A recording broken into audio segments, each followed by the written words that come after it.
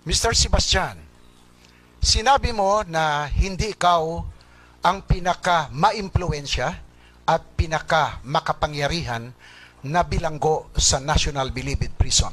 Opo. Tama ba ito? Opo. Bakit mo nasabi na hindi ikaw ang pinaka-makapangyarihan at pinaka-maimpluwensyang bilanggo sa loob? Tulad po nung nabanggit ko sa aking salaysay kanina, hindi po ako ang pinakamakapangyarihang bilanggo sa Bilibid, kundi po si Herbert Colanco. Dahil siya na rin mismo ang nagsasabi at sadyang totoo na nagpapasok siya ng lahat ng klaseng kontrabando nung panahon ng year 2012 hanggang 2013 or 2014. Kung hindi man ikaw ang pinaka-maimpluwensya at pinaka-makapangyarihan, pero matatanggap mo na ikaw ay may impluwensya at ikaw ay may kapangyarihan din sa loob ng bilangguan. Opo, maaari ko pong tanggapin yan. Bakit mo nasabi na ikaw ay may impluwensya at may kapangyarihan sa loob ng bilangguan? Impluwensya po, maaari, pero kapangyarihan po, mahirap pong sabihin na ako po ay may kapangyarihan dahil ako po isang hamak na Ano bilanggo ang lamang. iyong impluwensya sa loob ng bilangguan? Ako po ay nahalal ng 2 beses by virtue of secret balloting ng lahat ng aking kapwa gang commanders. Ang iyo bang impluwensya ay may kasamang koneksyon sa loob ng bilangguan? Wala po. Ibig mong sabihin na ikaw ay hindi walang kakoneksyon sa mga namumuno o naglilingkod sa Bureau of Correction. Nung ako po ay nanungkulan na bilang isang commander ng aming pangkat, kasama na po sa trabaho ko makipag-usap sa mga public officials po ng gobyerno. Deputy Speaker, may I just interrupt? We have just secured the approval of the Speaker to grant you immunity for your testimony in today's Thank you, Your hearing. Honor. Kanya, pinapaalala ko lang sa iyo yung kondisyon na ito'y buong katotohanan. Opo. At kapag lumabas na hindi ganon, ay medyo Opo. kondisyon ngayon. Opo. Kanya, lahat na ng pagkakataon ay binibigay sa iyo ng komite na ito, sabihin mo ng lahat.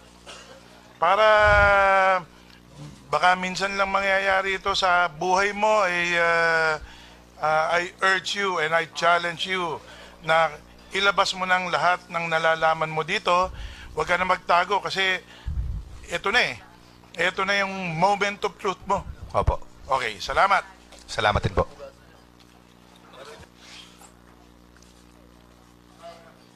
Deputy Speaker, please proceed. Ilang taon ka nang nakabilanggo ngayon, Ginoong Sebastian? Sa kasalukuyan po, 16 na taon po. Ang 16 na taon ay wala ka man lang na-develop na koneksyon o pagkakaibigan na ikaw ay magkaroon ng impluensya sa mga naglilingkod sa Bureau of Correction. Meron po, particular sa mga warden at directors po ng Bucor. Ano ang iyong koneksyon sa mga warden? Bilang po ang pinakamataas na leader ng mga gang leaders po sa Bilibid. At ikaw ba'y makakahingi ng pabor sa kanila? Depende po. Kung kapareho ng pabor na magpasok ng kontrabando, magagawa mo bang hingian sila ng pabor? Magagawa ko po pero hindi ko po ginagawa. Totoo bang sinasabi mong hindi mo ginagawa? Opo. Paano mo nasabing totoo? Naalin po. Dahil ang sabi ng ibang testigo ay ang ginagawa ng iba ay ginagawa mo rin. Nagpapasok po ng kontrabando? Oo. Hindi po. At sinasabi mo na hindi ka humingi ng pabor samantalang inaamin mo sa iyong affidavit na ikaw ay involved din sa drug business sa loob ng bilangguan. Opo, inaamin ko po yan. Paano mo magagawa ito kung ikaw ay walang impluensya at kapangyarihan sa loob ng bilangguan? Marami pong paraan ng pagpapasok ng kontrabando. At paano mo maipalalaganap o maibibenta ito sa loob ng bilangguan? Hindi ko po makuha yung tanong.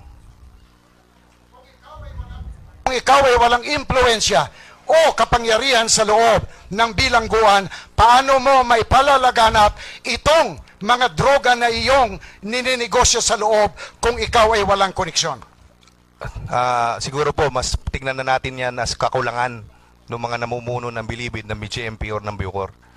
Kailan ka nagsimula ng iyong pagsali sa drug drug na industriya sa loob ng kulungan?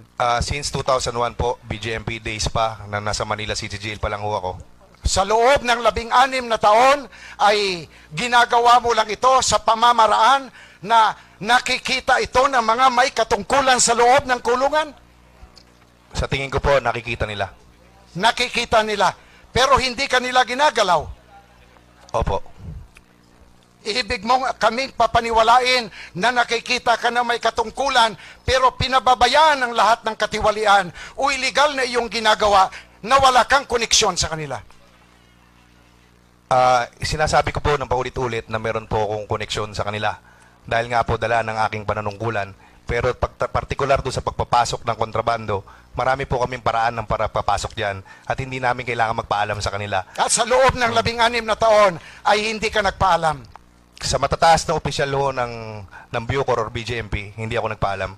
Pero sa mga bababa, May mga pagkakataon na nakikipagsabuatan ako sa mga gwardiya. sino itong sa mababa na katungkulan na iyong hiningian o nakipagsabuatan ka sa kanila?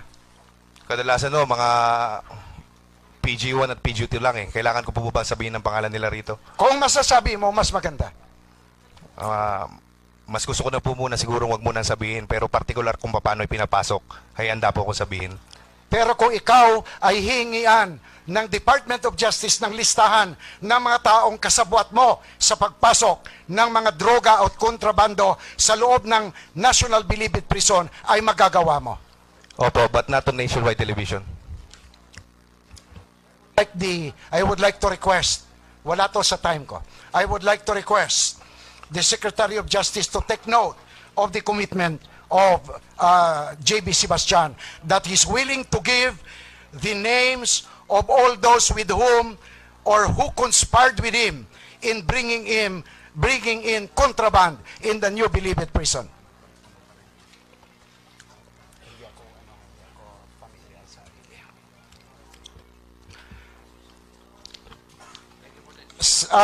Ginoong Sebastian, Yes, sir. sino ang Bureau of Correction Director nang ikaw ay pumasok? 2009, Director Calderon, I think, sir. Ang susunod na direktor na naging direktor samantalang ikaw ay nandiyan dyan. And then sumunod po si Director Jokno. And then Pagkatapos? Director Ragus. Pagkatapos, I'm sorry, Director Pangilinan. And then Director Ragus. And then Director Bukayo. sa iyong obserbasyon at pagkakaalam, nung pagpasok mo sa loob ng kulungan ay namamayagpag na ba ang katiwalayan sa loob ng bilangguan? Maaari ko pong sabihin na talagang namamayagpag na. Pati ang droga ay namamayagpag na rin. Opo. Pero hindi po kasing tulad nung panahon ni Director Bukayo. Ano ang diferensya ng pamamayagpag ng droga noong panahon ni General Bukayo sa ibang mga direktor na nanungkulan dyan sa Bureau of Correction?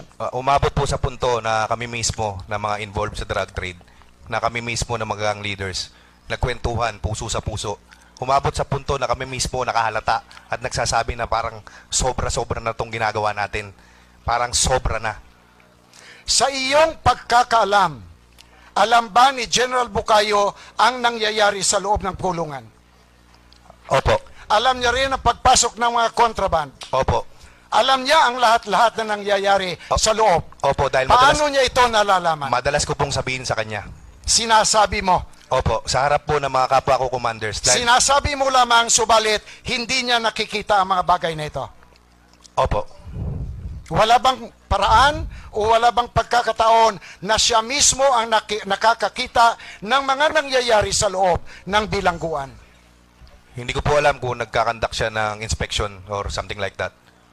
Sino ang mga malapit na tao kay General Bukayo sa loob ng kulungan? Bilanggo po ba or gwardiya? Ang mga gwardya ang kanyang binibigyan ng instruction kung ano ang gagawin. Kadalasan po sa superintendent po ang bigay ng orders nang galing sa direktor. Paano mo nalaman na ang order ay nanggaling sa direktor? Madalas ko pong nasasaksihan yan. Sa iyong pagkakaalam, ang lahat ba ng gwardya ay nakakaalam kung at kasabwat sa mga pagpasok ng kontrabando sa loob ng kulungan? I'm sorry, sir.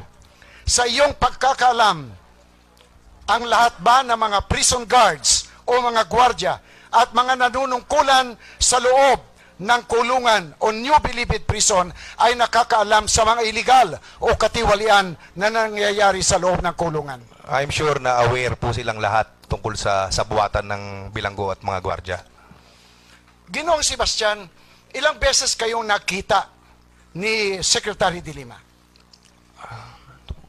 Siguro po mga 7 hanggang 8 beses. Sa 7 o 8 beses na kayo nakita, nagkaroon ba kayo ng pagkakataon na mag-usap personal ni Secretary de Lima? Maraming pagkakataon po. Sa 7 beses kayong nakita, ilang beses kayong nagkausap?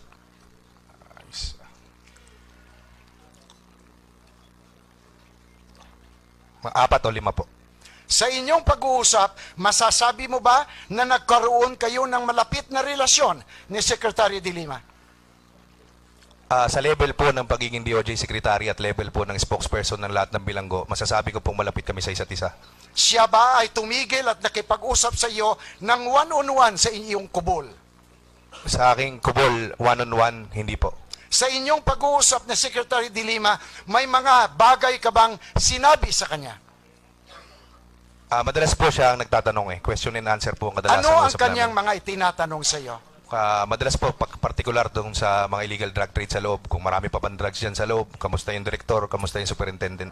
At sa inyong pag-uusap, nasabi mo ba sa kanya kung paano namamayagpag itong droga, na bintahan, pagpasok ng droga sa labas at loob ng kulungan? Minsan kami nagkaroon ng dialogo, kasama po ang lahat ng kapwa ko commanders, na pinagsabihan niya po kami. Ganito ang salita niya. Bakit kayo mga commanders pinoproteksyonan ninyo yung mga drug lord dyan? Ito po ang naging sagot ko. Sabi ko, Madam, sa tuwing pumapasok kayo rito, full force ang kasama nyo, 1 batalyon. Bakit? Kasi drug lord yung babanggain nyo. Hindi nyo ba naisip na yung mga kapwa ko commander, yung iba rito nagtitinda lang ng isda, yung iba rito namamasukan yung asawa sa labas para mayroong pangkain sa pamilya. Tapos gusto nyo banggain namin yung mga drug lord dyan. Hindi po ba nyo naisip na hindi namin sila pinoproteksyonan? Ang pinoproteksyonan namin ay ang sarili namin, ang pamilya namin, dahil higit sa lahat, hindi naman namin obligasyon bilang isang bilanggo na pulisin yung kapwa namin bilanggo. Ginoong Sebastian, sa iyong pagkakaalam, alam ba ni Secretary de Lima kung sino ang mga drug lord at mga operasyon ng mga drug lord sa labas at loob ng kulungan? I'm not sure about sa labas, but I'm sure alam niya kung sino yung nasa loob. At sa iyong pagkakaalam, may ginawa bang bagay sa loob ng kulungan si Secretary de Lima o kung sino man ang mga pinuno ng bilangguan upang mapigil itong pagpamamayagpag ng droga sa loob ng kulungan? Yes, sir. Yun pong NBI raid nung December. Maliban dito sa NBI raid na ginawa noong December, may nalalaman ka pa bang hakbang na ginawa si Secretary de Lima papunta sa Bureau of Correction Director, papunta sa Superintendent, papunta sa mga prison guard upang masugpo itong pamamayagpag ng droga sa loob ng kulungan? Madalas ko naman po siyang naririnig na nagsasabi tungkol sa illegal drug trade na dapat sugpuin. Isa dyan yung partikular na nabanggit ko si Congressman Varinas, pinag-utos niya na dismantle lahat ng kubol dyan sa maximum security compound. Ginoong Sebastian, narinig mo ba o nalaman mo na si Secretary de Lima ay inuugnay sa kanyang driver na si Dayan? Opo, narinig ko po sa television. Narinig mo rin ba o nalaman mo na si Secretary de Lima ay iniuugnay kay Jonel Sanchez? Opo, narinig ko rin po. Narinig mo ba at nalaman din na siya ay iniuugnay kay Cristobal? Warren Cristobal. Lately ko na lang po narinig. Yes, sir. At narinig mo rin ba na siya ay iniuugnay sa iyo? Binging-bingi na po ako dyan. Matagal ko na po naririnig. Wala kang naririnig. Matagal ko na pong naririnig. Matagal mo nang naririnig. Opo. Kung sa iyong pagkakaalam, may katotohanan ba ang pag-ugnay kay Secretary de Lima kay Dayan? Mahirap pong magsalita. Hindi ko po kilala si Ronnie Dayan. kay Junel Sanchez. Affirmative po. Ako po mismo, saksi, nakita Paano ko. mo nasabi na affirmative? Minsan po kasi nabanggit ko sa akin testimonya na bumisita si Secretary de Lima, kasama si Junel, kasama rin si OIC Ragos. Nung papasok sila ron sa kubol ko or opisina para mag-inspeksyon, pinauna ko silang dalawa. Inaalalayan ni Junel Sanchez ito si Secretary de Lima, pero parang napaawak sa kamay. I'm not sure kung nadulas lang si Secretary nung tinawag niya Sweetie, ito si Junel. Pero mahina lang po, humingi ng tubig. Sweetie, tubig.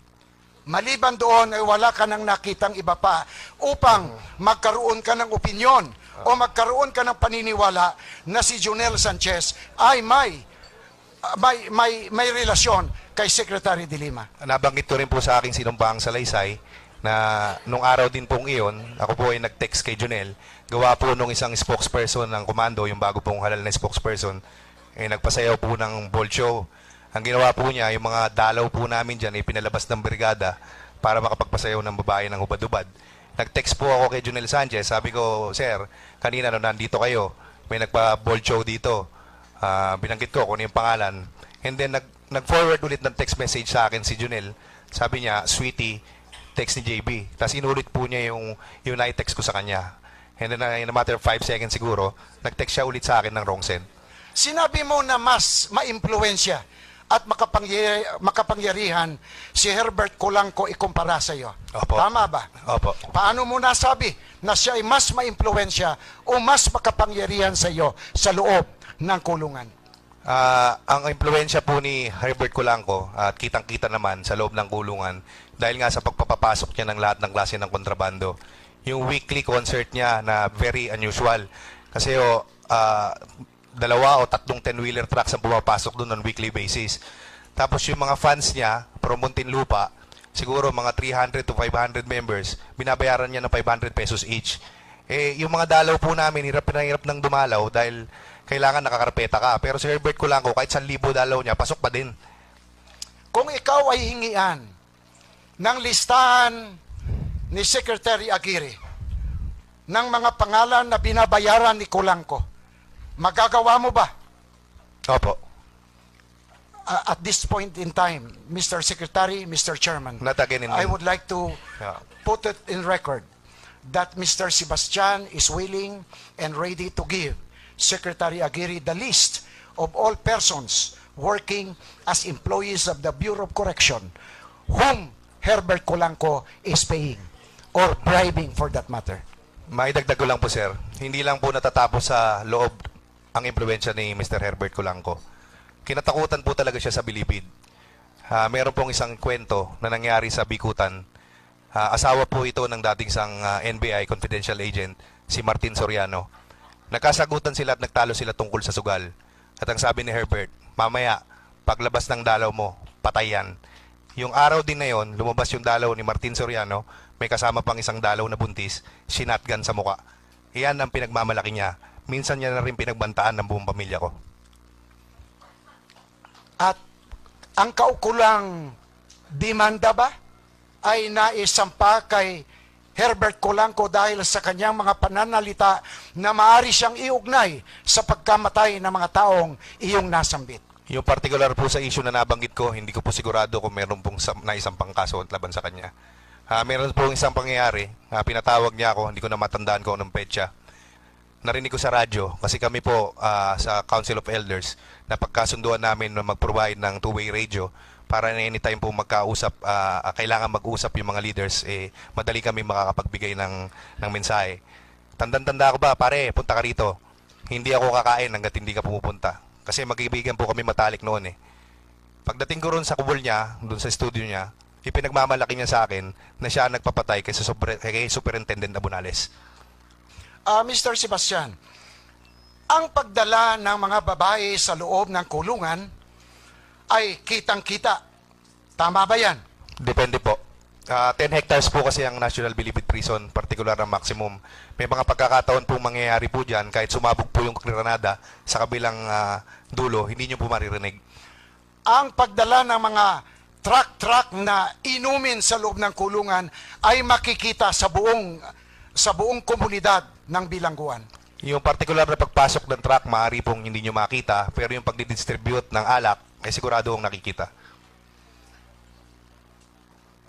Kung ito ay makikita sa loob ng bilangguan, ang lahat ng prison guard, lahat ng may panunungkulan sa loob ng Bureau of Correction ay makikita rin ito. Maaari po. Siguruhin mo, kung nagiinuman sa loob ng kulungan, malalaman at makikita ito ng lahat ng naglilingkod sa loob ng kulungan. Yung mga naka-duty po na nagra-rounds, for sure makikita po.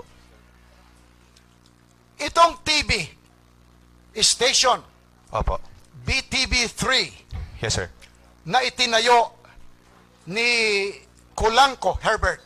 I'm sorry, sir. Ako po ang nagtayo niyan. Ikaw ang nagtayo. Pero instruction po. Alam ba ng lahat ito sa loob ng kulungan? Opo, instruction. Sino ang iyong nilapitan upang ito ay maitayo? Actually, sir, instruction po ito ng former director na si Director Pangilinan na magtayo ng TV station sa loob.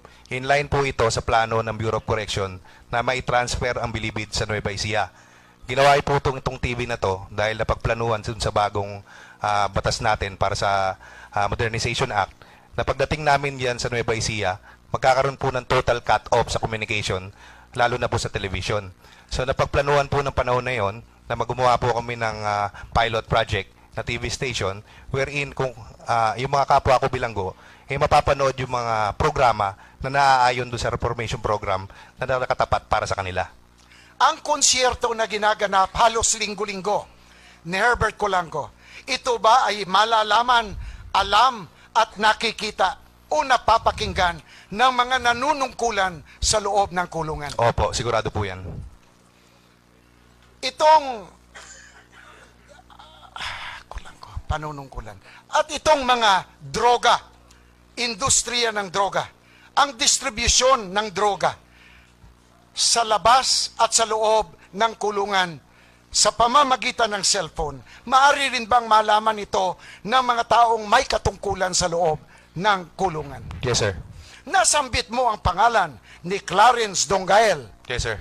Sinabi mo sa iyong salaysay na si Clarence ay siya ang nagpoproteksyon at hinihingihan siya ng tulong ng mga nahuhuli sa labas na mga operators nitong mga drug lords sa loob ng kulungan. Yes, sir. Sino ang kanilang protektor sa loob ng kulungan o sino ang kanilang koneksyon sa loob ng kulungan o sa labas ng kulungan? Mahirapan po ako identify yan. Basta, Paano mo nalaman na siya ang tumutulong? ganito po, may sistema po dyan sa loob na kung sakaling mahuhulihan ka ng tao sa labas, punta ka lang sa kubol ni Clarence Dongail. Tatawagan niya kung sino yung arresting officer o kung saan nahuli yung tao. Aalamin niya kung upper class or under class. Magbigay ka ng pera, siya ang gigitna. Na-identify ba ninyo sa loob ng kulungan kung sino ang mga tinatawagan ni Clarence Dongael upang matulungan ang mga nahuhuli sa labas ng kulungan? Hindi po, pero magagawa ko pong kausapin yung mga tao na nagkwento sa akin tungkol sa mga bagay na yan. Baka narinig po nila kung sino mismo yung kausap ni Clarence Dongail. Ano ba ang sinabi ng mga taong kausap mo? Kadalasan lang daw, sir, tatawag, tapos magpapakilala, at saglit lang daw yung usapan. Pag nagpakilala si Clarence, Bok, mate, sir, Clarence to, arbor ko na yung bata, magkano ba yung kailangan? At this juncture, I would like again to request the Secretary of Justice to take note that there are persons outside the Bilibid prison who are working in connivance with Clarence Dongael. Mr. Chair, we are going to take note of that. Thank you, Deputy Speaker. Lahat-lahat, Ginoong Sebastian. You have 17 seconds. Lahat-lahat, Ginoong Sebastian. Ilan ang perang naibigay mo kay Secretary de Lima? 10 million po. Ito ay sa pamamagitan lahat ni Jonel Sanchez. Yung 4 po kay Junel, yung isa, personal ko mismo inabot sa kanya. Magkano ang personal mong iniabot sa 2 kanya? million po. Tinanggap niya ang perang iyon ng parang baling walang nangyari. Hindi ko po inabot ng personal. Ganito po yun. Nung sumabog po yung Granada noong January 8, binigyan ako ng instruction before that ni Director Bukayo, JB, darating si Secretary, pasurrender ka ng mga barel. bilang pong nahalal na leader ng buong maximum, ang nakaulian po namin dyan, ako po yung magpapatiuna na mag-surrender ng mas maraming armas para mas mahikayat ko yung mga kapwa ko leader na mag-surrender. Nung panahon po yan, nag-surrender ako ng isang Armalite, isang Intratec, 4 na 45, at saka isang Granada. Nung inilatag ko sa lamesa, pinatawag lahat ng commanders, maraming sinurrender si JB, tapatan nyo kahit kalahati. So nag-surrender din po lahat ng gang at inilatag po doon. Pero hindi po natuloy yung press conference. 2 seconds lang. Hindi po natuloy yung press con dahil nagisan po kami ng Granada. Pero nasabihan po ako ni Junel that time through text na darating si Secretary para sa command conference or press conference. So noong time po na yon, nag-order si Secretary de Lima na ilipat lahat ng gang commanders maliban sa akin sa Bartolina sa medium security compound.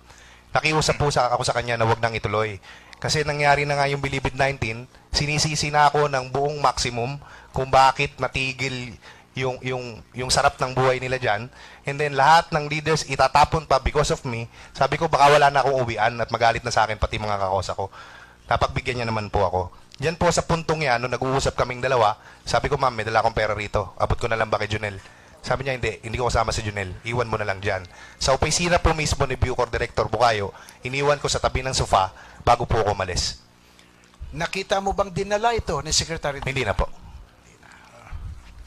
Time's up.